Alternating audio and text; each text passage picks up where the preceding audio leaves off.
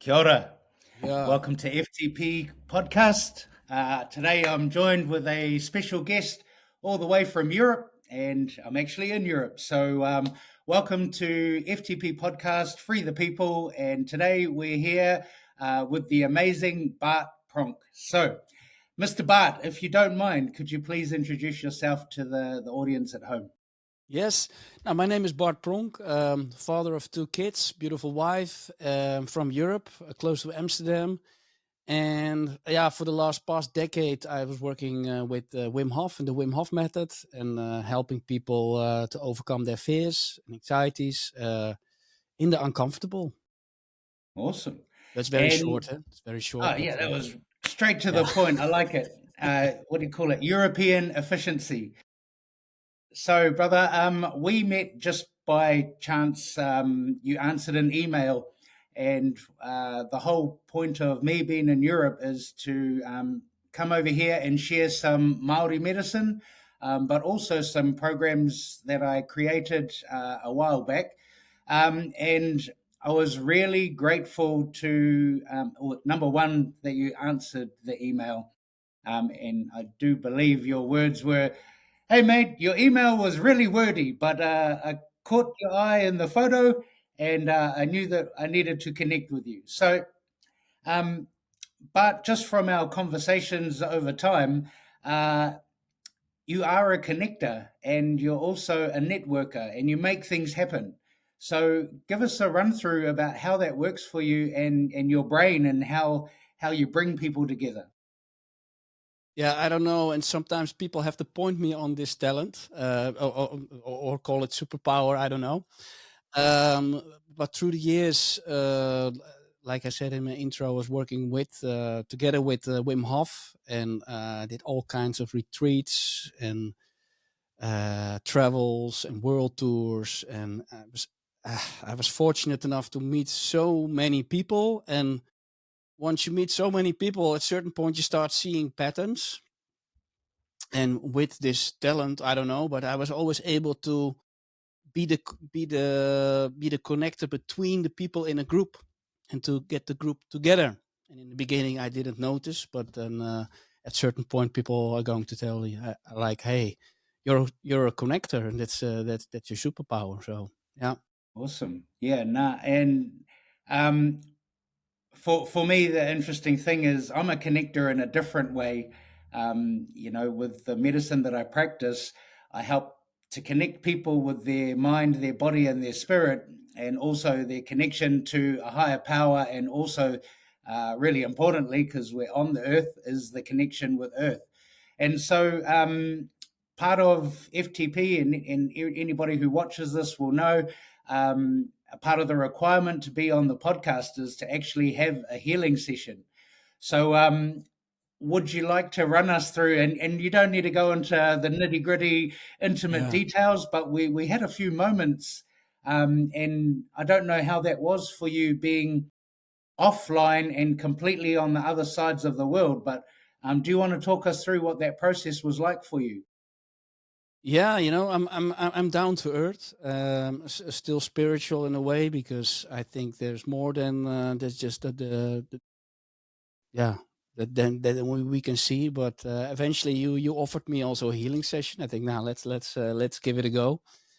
Um, but it's super weird how energy actually works. I was just laying down here on a on a bed and you were doing your thing offline. Even we didn't have audio contact, and then we got back after the session, and it was a super weird feeling. And already during the session, things were popping up, and it was if there was something happening in my stomach and small trembles, some shiverings, and it's super confusing because the mind always wants to bring you to the logical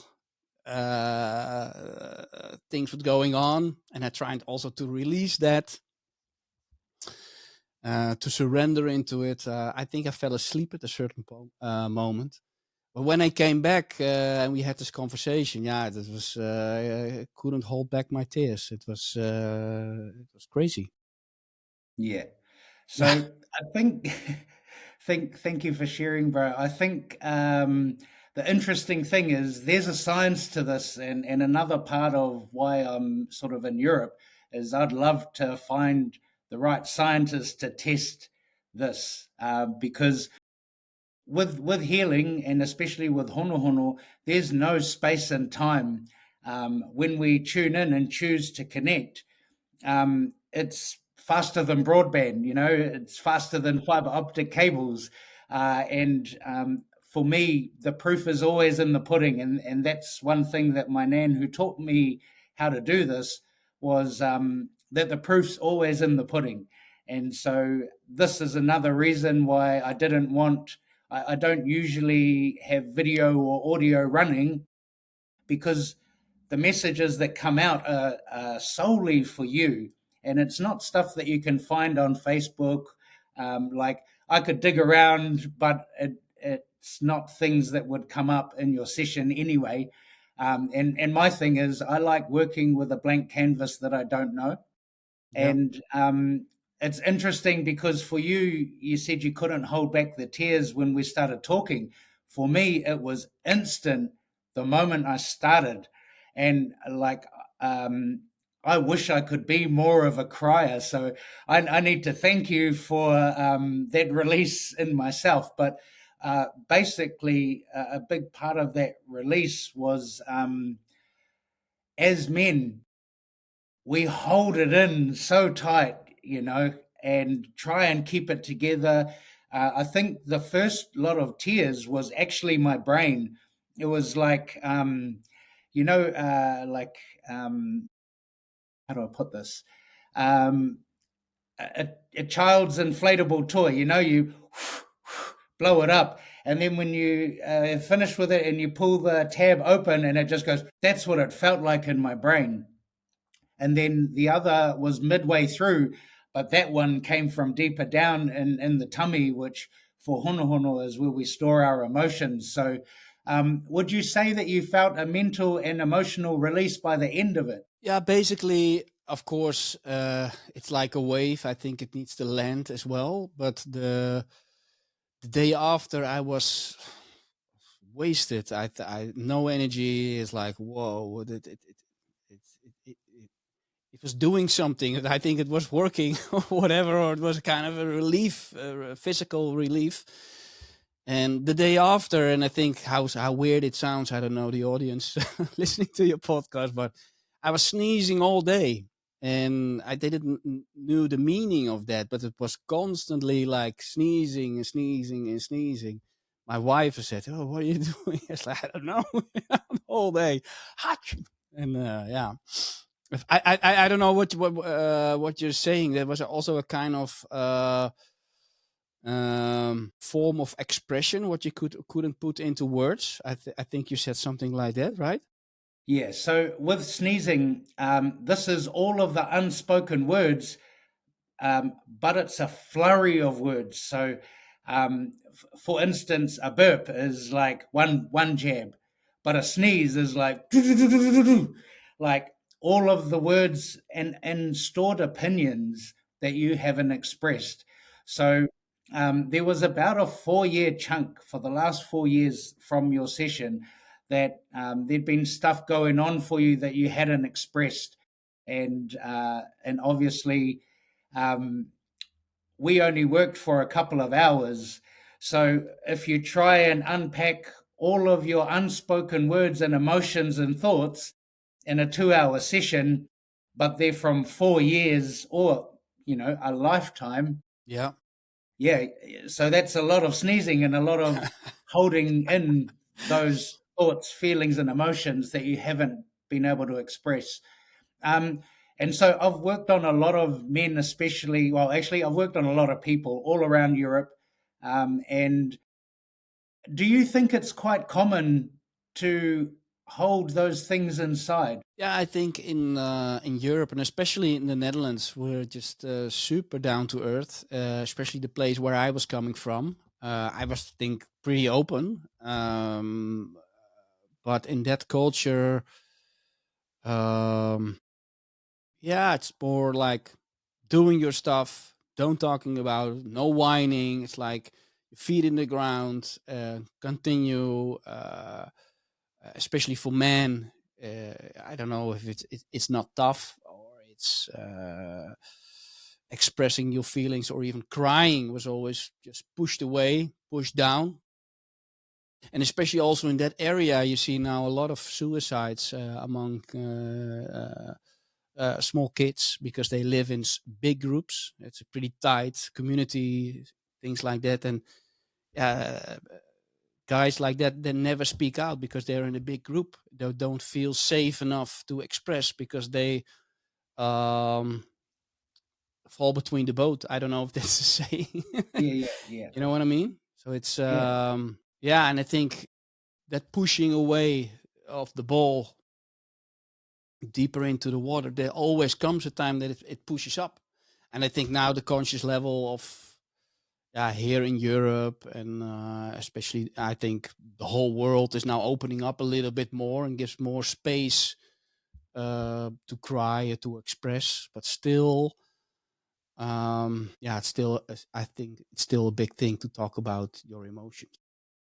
yeah. So in Or even or Aotearoa, even or even to give words to it, because we're not trained for it. You know, you can just say, yeah, I feel shit, but what does it say? yeah. Yeah, I understand that. In Aotearoa, New Zealand, complete opposite end of the world, bottom of the southern, hemisphere, close to Antarctica. You're close to Arctic. Um, it's similar, very quite different, but still same. So we're taught to not cry as well, but I guess instead of shoving it down, the blowing point or the blow up point is more physical and sometimes violent. And I don't know what the stats are now, but at certain stages, we've had the highest suicide rate per capita, I think, in the world, but definitely in the Southern Hemisphere Whoa. from this same thing. Um, I don't know if we're not able to articulate. I think it's more the pressure of in New Zealand, especially growing up in the 80s to 90s, is like don't be a pussy. Yeah. So Yeah. excuse Yeah. that language if it offends anyone, Yeah. but that's what I grew up with, Yeah. and many men in my culture grew up with, and also Maori Pacific Islanders. We were you know. We grew up being told that we were warriors, but also savages, and like this really um, primitive natured men. And so when you have that stigma held over you as well, um, I've seen a lot of men fighting but crying, and Ah. crying because they're actually hurting somebody and they're letting out their frustrations and hurt on somebody else. That's changing. A lot has changed since COVID. Yeah. People were forced to sort of deal with some of those internal things. Was it the same in Europe or where you're from? Well, the interesting part is, I think that counts for everyone. You know, we have so many distractions, external distractions, and once this thing happened, that falls away. So you can go to the pub, you can go to the cinema, whatever. You know, just to, yeah, numb yourself almost with distractions, so that you don't have to look inside. And I think this time was for people just to, hey, now I have to look to myself, and then it all came out. It was Yeah, actually a good thing that I believe so, step on the 100%. brakes and just, hey, what's going on? And then yeah, new things opened. But the funny thing is, once the doors were open again, then it started over again. You know, you see it also with the traffic jams. We had a solution for the traffic jams because everyone was working at home. Now everyone works at the office again. We have the traffic jams again. Okay, yeah, Um, yeah. Anyway, I think that, yeah, that's the whole other discussion. But that separation, that social separation, was also not a good thing. yeah, Yeah, You know, I definitely. think And so, we need a tribe. We thrive in a tribe and not just separate and alone. And that's, I think, what men also tend to do is uh, solve everything themselves, not to ask for help. And I think that asking for help is also a vulnerability, also emotional vulnerability. Maybe just like, yeah, when you ask help, you're weak, or you know, you cannot do it yourself. But that doing yourself is the whole problem. You know, yeah, you yeah, need men also to have the conversation. You can also talk with your wife, but it's different. We got because we are got different beings, I guess. yeah, Yeah, that definitely. happened here as well. Yeah. Yeah. So, a big part of the Way of the Warrior retreat or workshops was about that. And, I created those. So I sort of did not the COVID thing, but funnily enough, I dreamed about COVID 18 years ago, Hmm. and knew it was coming. So when it hit, I was ready, in a sense, but also, troubled background and whatnot. I was in prison as a 19-year-old kid for letting out those expressive emotions in a violent nature, and I actually wrote Way of the Warrior as a 19-year-old boy in there, but it was how to get me out and keep me out. And what I realized at that age was I didn't know myself. And so in the Maori culture, we have an expression, ko wai o, who am I?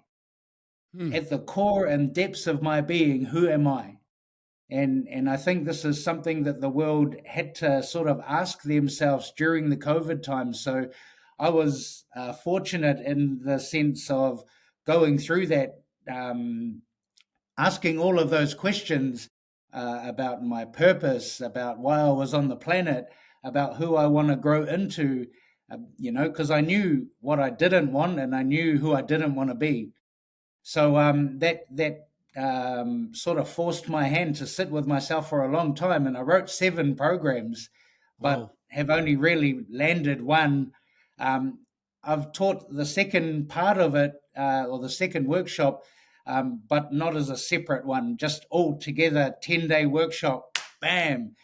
Um, and that's been for men who have had the time, the finance to just go deep dive, and I think the one thing I love about this program is no matter who you come in as, we meet you who you are.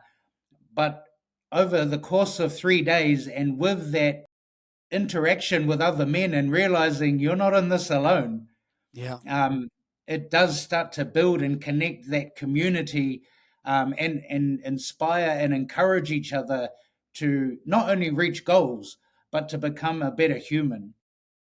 And Yeah, so, and I think we all have the same common stuff going on. Only we never express. You know? yeah, And yeah, I and think the that's a time is safe now. place where people can, especially men, can just talk about that. Yeah, definitely. So, Yeah. um, Way of the Warrior was also not just written for men, but one of the first questions, because I haven't done a men and women's one together. Funnily enough, I have more women reaching out. When is the next one? A woman invited, um, I think that comes down to women are searching for things to empower themselves, whereas men are like, oh, oh, I could spend that money and go out with my mates, or I could spend that on the car, or I've got to do dad things or partner things on the weekend. So I think sometimes men make a lot of excuses not to step out of that comfort zone. Um, but when I asked you, do you want to do just men or men and women? Your instant answer was, we're doing men. Yeah. We're going to work on men. So this is obviously something that's close to your heart and something you feel there's a need for in Europe. So can you explain a little bit deeper? Like, I know we've covered the bases of why men need this, but um, what with the workshops that you've done with Wim and the other workshops and professional stuff that you've done working with men, what are some of the results that you see, or the changes that you see from just the things you do? Yeah, it began, of course, with myself, my own journey, and at a certain point, I was also not happy in my work, in my life. I needed to make a decision. I quit my job. 2 weeks later, my ex-wife told me that she wanted to split up, and then no work, no money, and still a mortgage to pay, and no girlfriend. I was yeah, I was searching for something, and meanwhile, I already met Wim in one of his workshops, and I felt like, hey, we need to do something with this because this is beautiful. The breathing and the cold exposure, taking people out of the comfort zone, and it brought me already something. But I dove deeper into it and started working with Wim. And one of the first experience with Wim was that we went to Poland to record a video course. And man, it's a different piece than an ice bath. We needed to go in an ice cold river, and later also climbing a mountain in shorts with -20. So from the first day, I felt some deeper connection with nature and with myself, because then you confront yourself with something super uncomfortable in the beginning. Your mind goes like, oh, this is impossible, I cannot do this is crazy, I'm going to die or whatever. But to break through, then I cannot even express, because it's such an amazing feeling that suddenly you're there on top of the mountain and you feel like, hey, I'm standing here in my Hawaii shorts, and I'm still I'm still alive. Well, other people around you wearing clothes and goggles, and I was just there on my sneakers with 6 people. Wow. And then there was the first time. Then I thought, and everything came together. The cold exposure in that sense, the breathing exercise, what we've done to stay connected, to stay aligned, and also the mindset just to let go and completely trust the body, to give that trust to yourself as well. That's amazing. And along the way, while we're working with more and more people, I constantly saw that one thing happening every time, that people were able to better connect with themselves, and therefore also were better to connect with others around them. Because hey, if you feel aligned, it's easier to let people come into your circle, into your energy. And then and that I found was even more special. By doing that, you get way more aware of the beauty of the world, of nature. You're focusing on a little leaf on a tree, or a spark of sunlight. Hey, when you're walking there half naked, then suddenly you feel a little light beam coming here. You're like, oh, you appreciate it, and even yeah, yeah. That's way more to tell. But every time I saw those patterns over and over again, and that connected also the groups, and well, everyone had the same kind of joy or breakthroughs. It was like if you go to school for the first time, and it's you don't even need 3 days to experience that. It can even be instant almost. And the big thing what I saw constantly was when the first few retreats we did, where we're all Dutch guys around their 40s. What is that? How do you call it when you're halfway alive? Middle age. Yeah, but the depression you have there, you experience then. Okay. What is that? Midlife Midlife crisis. crisis. Yeah, yeah. But later on, the more and more international people came from all over the world, from India, from Australia, even from Sweden. You call it, but different ages, young people, old people, and every time the results were the same. So to give a nice example, we came in one of the retreats, and I saw a huge business guy with a tie and talking and about his buildings. He built it. But the next morning, we did some breathing. We went to the river. You could see the snow and the ice on the rocks. And he was just standing there in his shorts. And an old lady from 74 was just standing next to him with also no prior experiences. But she went. And he was standing there like, and I think that's also the beauty. No matter who you are, you get confronted with who you are. Who you truly are. You cannot hide behind your tie or your status or and that opened up big time, because this guy at the end of the week, they came a lot of resistance, because I was also not telling what we're going to do that day, because I believe that people need to react in the moment, and not having a schedule already planned or agenda, because that's normal in your own life. So there came a lot of resistance. But at the end of the week, he was just calling his wife. Oh, I love you. I'm going to play more with the kids. I'm going, now I know. Now I know what's important. He was playing as a kid, and yeah, there's no kumbaya or holding hands, but it's happening. Yeah, I like that. I understand that. I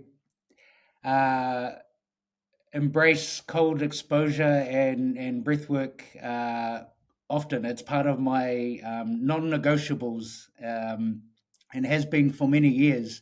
And I've climbed mountains as well. I haven't climbed them in shorts, and I don't know if it's calling me, but we'll just see how long and often we hang out. Um, but yeah, I think it's one thing. The cold doesn't discriminate, and neither does extreme heat. It doesn't matter how big you are, what race, what religion.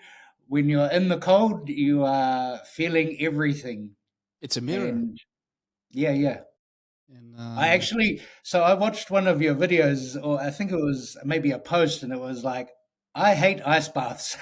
That's the truth. And I'm actually the opposite. I love them. mm, Um, and I think it's because, like a few years back, I climbed a mountain because, probably similar to you, relationship breakup. I climbed the Southern Alps and, slept in a tent next to glaciers. And I needed something that was going to take me to the edge, appreciate life, and that was extremely difficult. And it was, a 2-day hike to the top of the mountain. And, I really didn't enjoy it. I don't call myself a hiker or a mountaineer, but I was told that you should be using mountaineer gear up here. But we were just two guys from West Auckland, and my friend was like, "It'll be sweet." Um, I'd never do it again without mountaineering gear. I almost died 4 times, and he probably almost killed me about 4 times from complaining. But I was complaining because I was like, man, this is stupid. This is dangerous.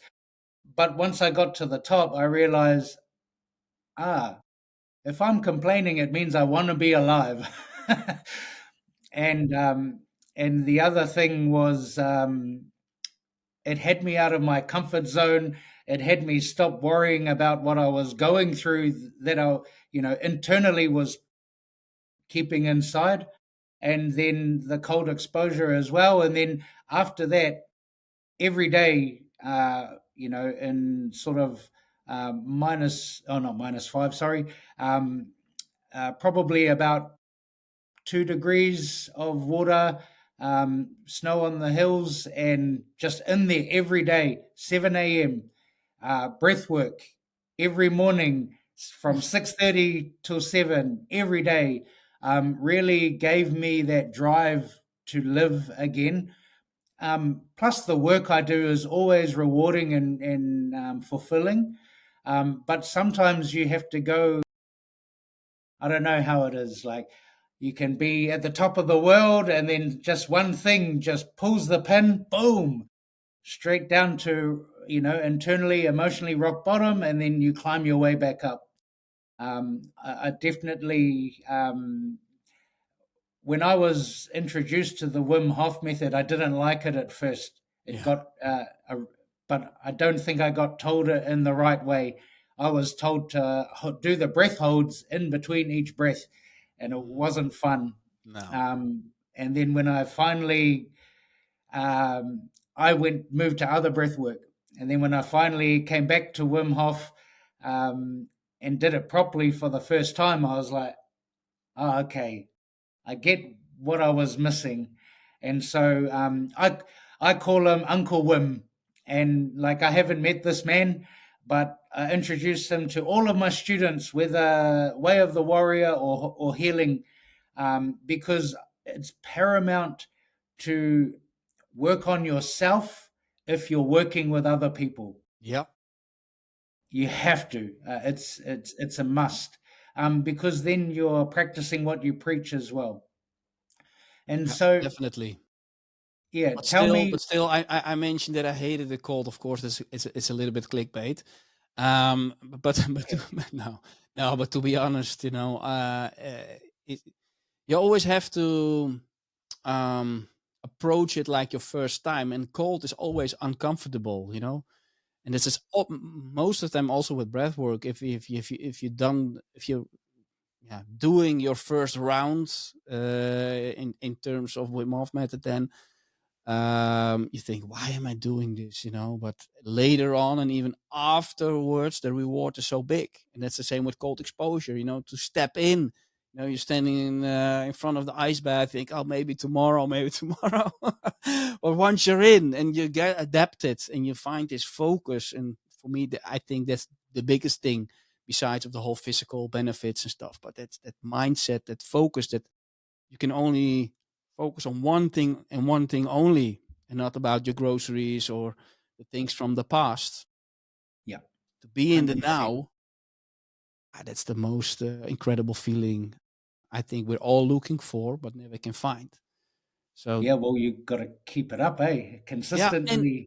and you went through something already in the morning. For example, if you do it in the morning, no, it's 2-0 for you in the game. Like let's Yeah, go. yeah, for Yeah, sure. yeah. And so, tell me, what's one of your favorite memories with Wim Hof? Because you've done so many, and I know that a lot of people are interested. But um, from someone who's been so close, what's your favorite standout memory, even if it's just the two of you? You know, um, because I think those things matter as well. Yeah, if you look at status or whatever, that must be the Joe Rogan interview where I was just in the studio and sitting in the back. There was also something like, "Whoa, what happens?"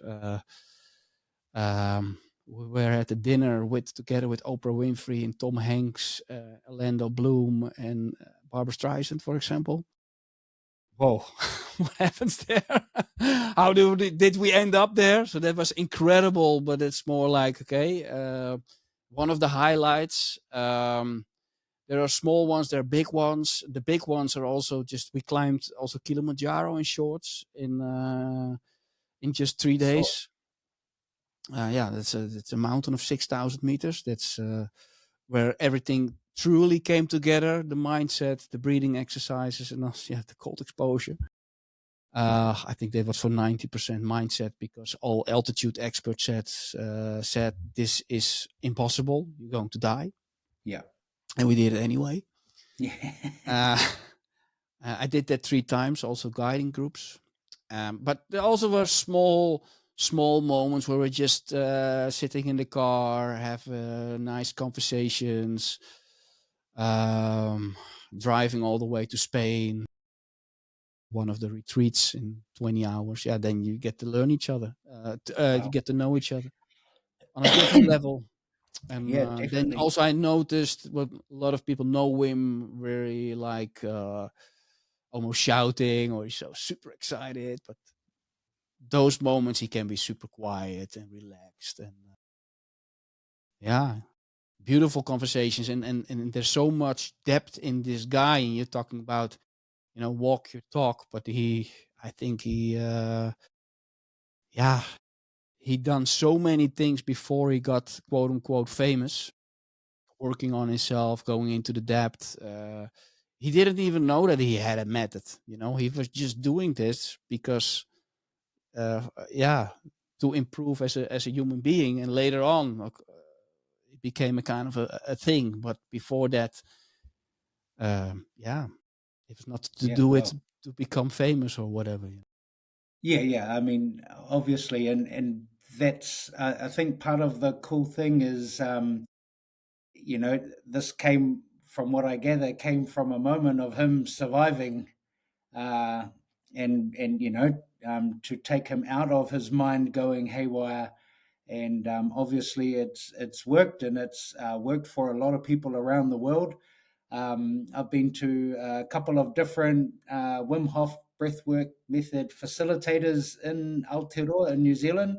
Um, and I don't know if you would have been involved in the trainings of some of those teachers, but I don't know if you're aware there was a six-time world Muay Thai champion fighter. His name is Jason Sutty, and so far he's my favorite deliverer of this medicine. Number one, because he's a close friend. Number two, because he's a hono student, but he's just got this energy that picks you up, and for him, it's the science. He Yeah, didn't need saving. He just wanted to improve, and I think that's also what I like with Way of the Warrior and the Wim Hof method is it meets you where you're at. It doesn't matter whether you're the CEO, whether you're a world champion, whether you're someone who's about to take their own life or you're about to lose everything. Um, it meets you where you're at and it lifts you up, and that's really what it's about for me. From what I can gather, you're the same. So yeah, exactly. Yeah, eventually it's all about connection, and I saw so many transformations.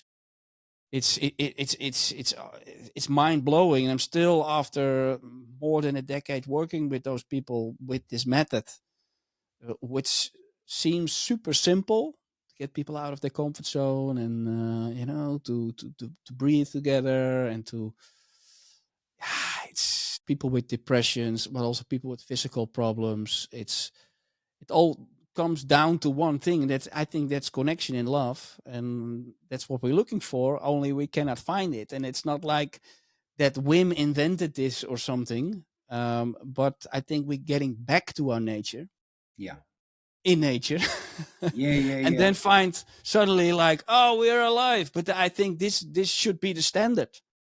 This is yeah. this is Well, just who we are. It's not like a magic trick. No, this is who we are. Only we forgot. also, it's not necessarily taught in school. That's what I mean. So you just grow up with a certain belief, and this is your world. So I always compare it with, one day I went to get some glasses to do a test, and I thought, this is my world. I can see proper. But then I did the test, and they put the glasses on my my eyes. I was like, whoa! It went from video to 8K or something, and I go, oh, this is is this real? Like, and this is the same. I think when you every time when you just don't aware of that, your eyes are not good, you don't see what's the next level. But if you're in, if you're in the next level, you never want to go back. It sounds logical, but that's what I see. What happens with people, and it sticks.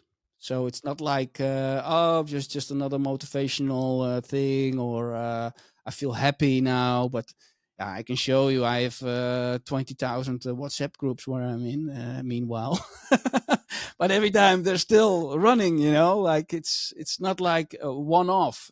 And I don't know if everyone is doing this every day. It doesn't matter. It's just one type of medicine, and also the same what you offer. It's one type of Yeah, energy healing thing. yeah.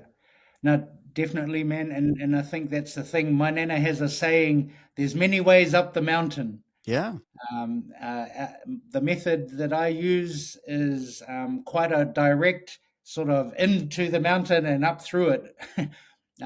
But like I said, I use the breathing exercises and cold exposure for different viewpoints of that mountain.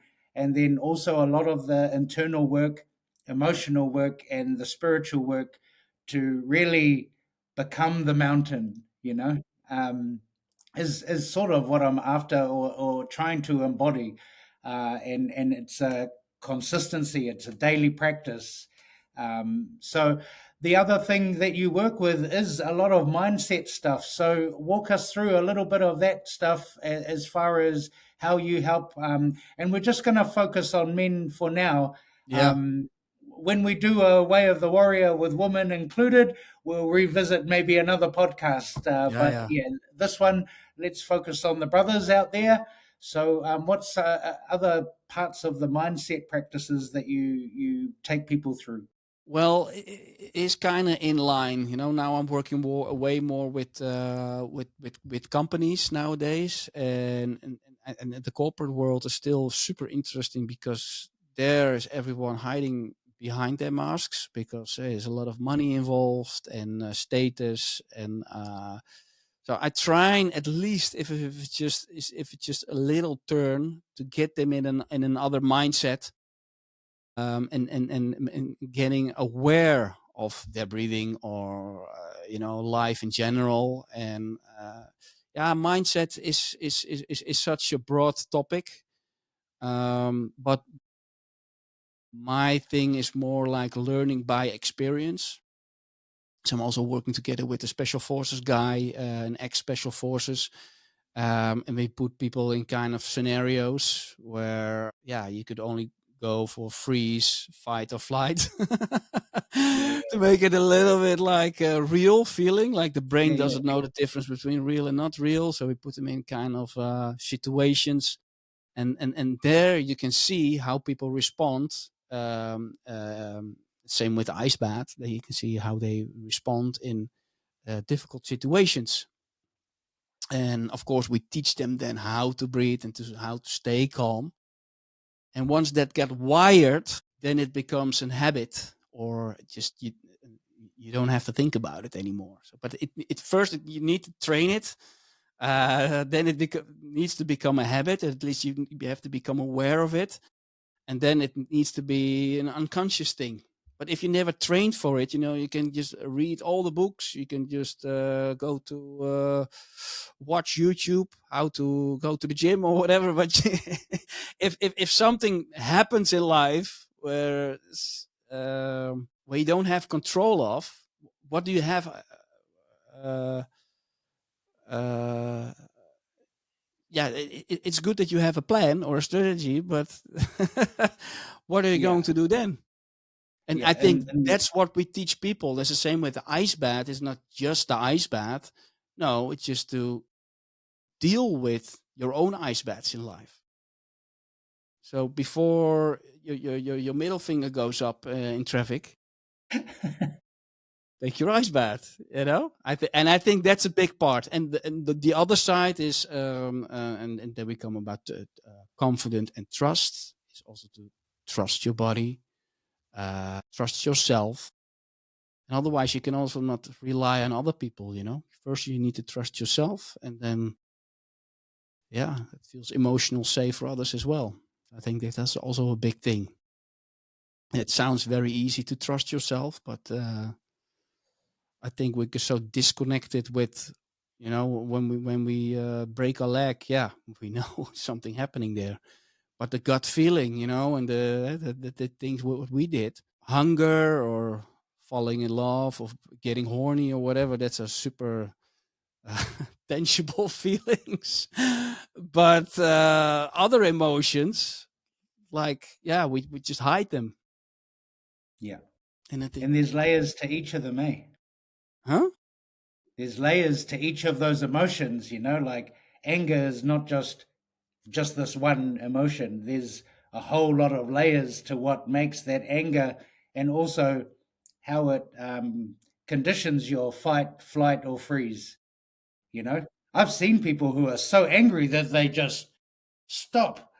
and especially men. And like, even if you go back and reduce them to a 3-year-old kid, it's like that hyperventilating because you're so mad or frustrated, and so really being able to awaken. For me, it's about awakening that inner strength and inner warrior to be able. So I think what I'm realizing and have realized since we first had our conversation, um, we have different ways of getting to the same top of the mountain, and really, really looking forward to working with you and spending a couple of days with you prior to the actual retreat. So, tell us about the retreat space and where we're going. What are some of the things that you're going to take people through? And um, yeah, I don't know Belgium. I haven't been there yet. So Yeah. Now, we found a location in Belgium that's called the Ardennes, full in nature. We found this a beautiful spot over there where we can just do breathing exercises, where we can sit together, have conversations, go into nature. Of course, maybe also something with cold exposure, I guess. And we can, yeah, explore nature over there and be together, without phone, just having fun, sit around the fire, have the conversations you need to have, uh, hold each other a mirror.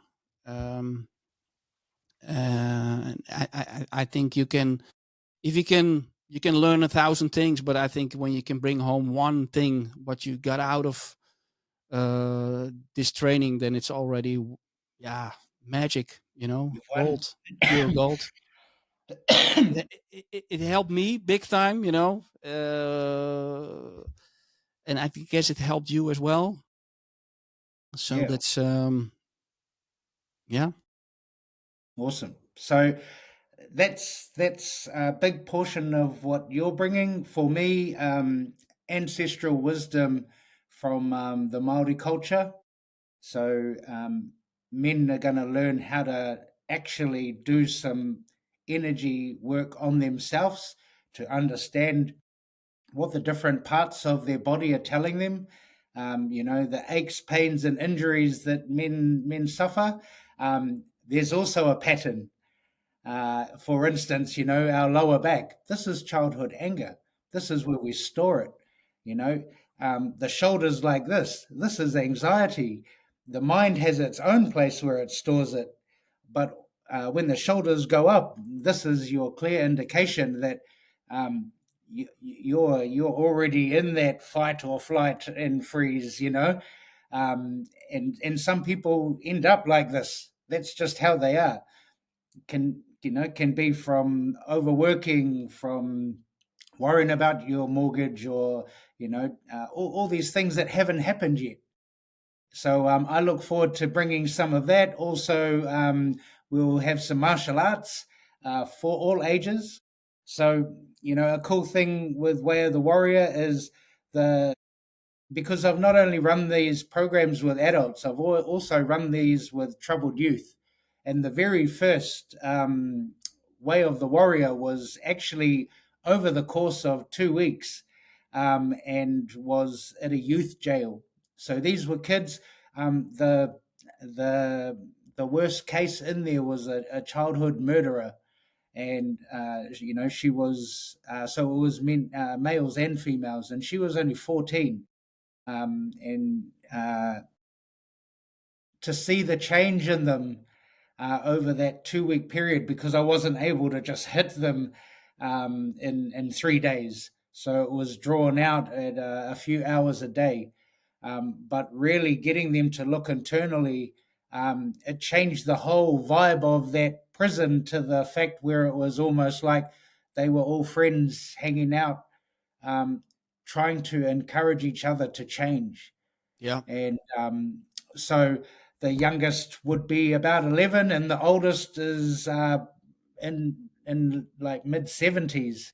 So and the same, I think one of the most beautiful moments I watched was a 19-year-old boy who was on his way to jail, and probably one of the wealthiest men in Queenstown, New Zealand. They formed a connection in the introduction round.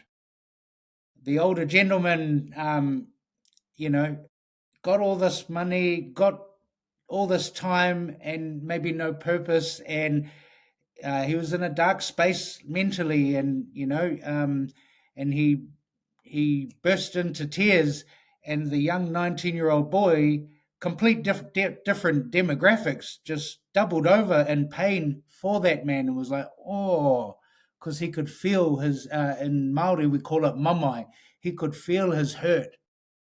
And from that moment, by the end of the 3 days, they're standing next to each other, like not even saying anything, just there to comfort each other. And that's probably one of the most special moments I've had. Another was personally for myself. My nan passed away during one of the retreats, and I got the call.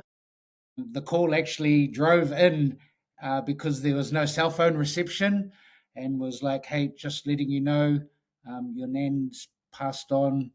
The funeral's going to be the day after you get out of the retreat." And I was like, "Okay." I was about to see my dad for the first time in years. We haven't had the best relationship, and one of the men was like, "Are you all right?" I was like, "Oh yeah." Because I told all the men, I was like, "Look, this has just happened, just so you're aware. We all have issues that come up at the most unexpected times. Um, but this is how I'm dealing with it, and this is how I'm working through it." And my hardest problem was going to be seeing my dad. My nan had been in hospital for 47 years, and well before I was born. So, natural. It's not like she just died. Yeah.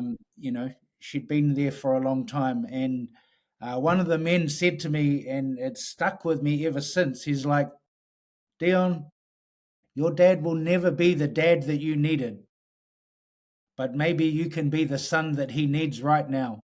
Whoa. And it just both. Oh, oh. Yeah. And so, I flew up on the Monday. As soon as I got there, everyone was tense about this reunion. 40 people in my family in the car park, like trying to slow me down from getting to the casket, and my dad's just standing there. And I walked up to him, and he was physically shaking. And I was like, "You look like you need a hug." And he just broke, like instantly, gave him a hug. And I was like, "Hey, you know, I'm sorry you lost your mum." Wow. And for me, I probably got a closer relationship with my nan than anybody, because she was speaking to me in spirit via telepathy for the majority of my life. So to really understand that he'd kind of lost his mum as a teenager through a brain aneurysm, Yeah. to a hospital, was really hard. And so I think that's, as a man, that's probably been one of my hardest struggles, is dealing with grief.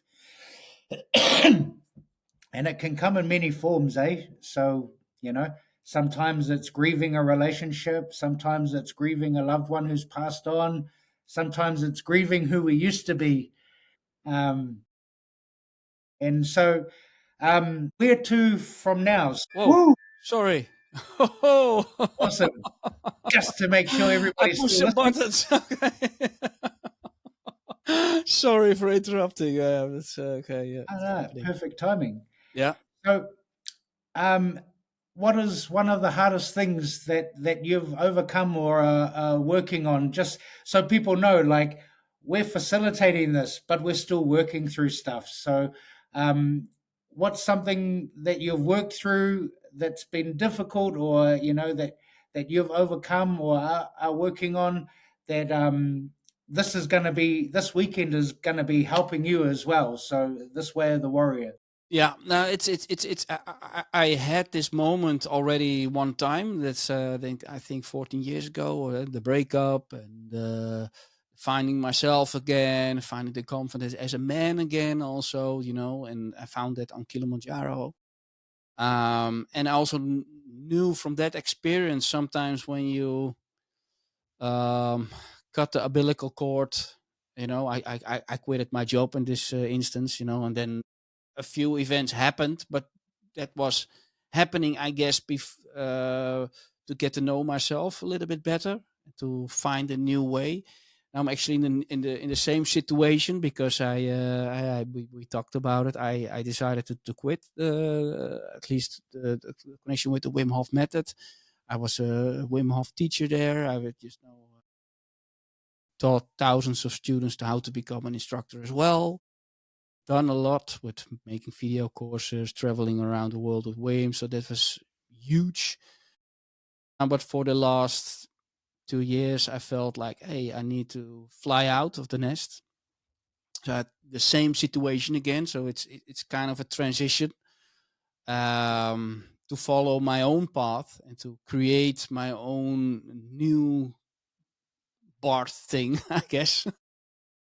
So I hope also to find in that weekend some new insights.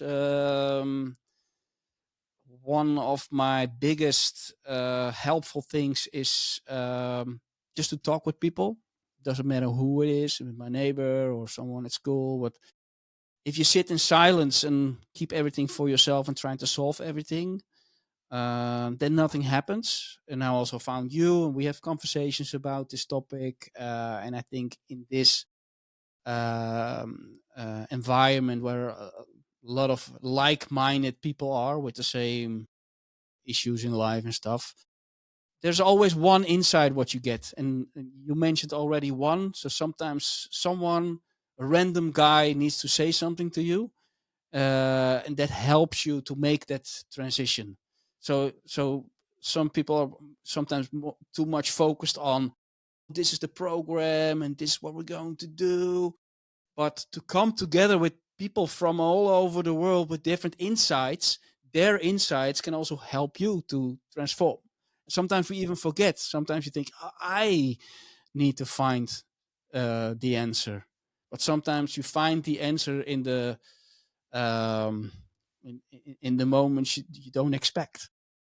Yeah, People can just 100%. give you a new direction or connect you with someone you don't know. So say, oh, I know my nephew is doing this and this. maybe he can help you. That's super interesting how Always. things are going. And then Yeah. the universe, of course, helps you a little bit, but you need to take the step. And I think this step, what we how we came together, feels super good. And I think when we connect our superpowers together with a tribe of other men, wow, man, then magic is happening for sure. Definitely, bro. And I think that's the other thing that really excites me. Just what you said. Um, each of us is a teacher and each of us is a Yeah, student. yeah, And the tools that we'll be presenting, it is those moments. And I've actually, so at the end of every way of the warrior, we have it's called in Maori a poro poro ake, which is to complete the circle. And so, with that completion of the circle, one standout moment for me was one man who thought he had nothing to offer the world. yeah, He thought he was there to gain insights because he didn't feel he had anything to offer the world. He gave a life changing moment just in a conversation in a sauna to one of those men who was a doctor. And that doctor was like, you've just put the missing puzzle piece in something for me, and expressed that in the sauna in front of 20 other men. And the confidence that brought out in this young man who thought he was just a boy and had nothing, was his closing moment of like what he took away. Like, obviously he learned heaps of other tools, yeah, but that was such a big one for him. And I think that's the thing, this program has something for everyone. yeah. um, and yeah, what an honor and a privilege, Bart, to be able to come over to Europe, and get this off the ground with you. I very much value the fact that it also took a tribe to help Wim come to the world, you know. Yeah, Yeah, absolutely. and I feel blessed for myself because I have this tribe of students that are now becoming teachers as well, and you know that have helped me get here. One of them reached out to you, you know, Yeah, so with a um, very long email. yeah. Oh, there's so much information. I need to learn how to make. No, I it need. doesn't matter, but usually, it takes time to read, and then suddenly you think, oh, it's just a standardized email, and it was not, but it was super long. So normally I won't read it. I think, yeah, well, you get a lot of requests and stuff, and something triggers me inside that email. I don't know what it was. It was a word or something, and I think, okay, let's give it a try. I just connect and let's see. And then the first time we had a conversation directly, I felt like, wow, this is cool. And I believe also that hono hono means connection, and it's like it resonated big time from the start. And I think, okay, let's do this. Awesome, bro. Well, um, I think we can wrap it up here. Yep. I just want to say thank you for your service and what you do for people all around the world.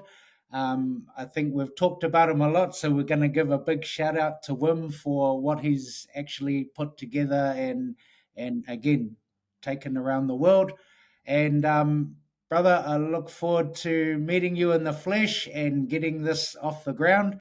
And really excited to be immersed in the thick of nature in such a beautiful space. So, Yeah. for everybody who's tuned in to this podcast, um, jump over to wayofthewarrior.co.nz.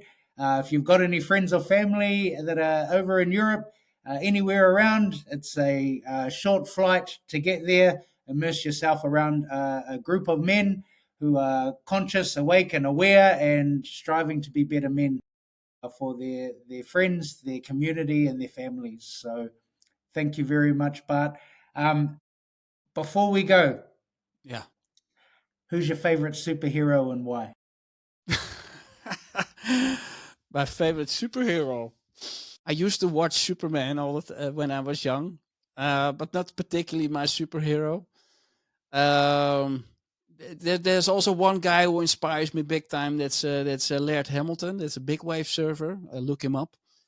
Okay, Also an amazing guy. He also we get involved with the breath work with Wim and stuff. And he lived on Hawaii and Malibu, but is a very inspiring guy who also lives with nature. And I think awesome. that's I'm one of gonna my go look him up superheroes, now. I guess. So there you go, fam. Look up this dude. Yeah, Send me the name, and I'll add it in the write up on YouTube. But right on. no, awesome, my brother. So yeah, this has been Free the People for the guests, for the listeners, for the viewers out there. I think you've got a whole lot of different little bits of gold on how you can free yourself through breath work, through these sort of practices, Yep. meditation, walking in shorts up Kilimanjaro. But reach out to Bart if you're feeling the call, and I'm pretty sure this man will help you find what you're looking for. If not through online, then maybe in person if you're in Europe. Cool. Awesome. Thanks. Ka kite anō, my brother. We'll see you very Yo. soon. Bye Cheers, bye. brother. All right. Yo.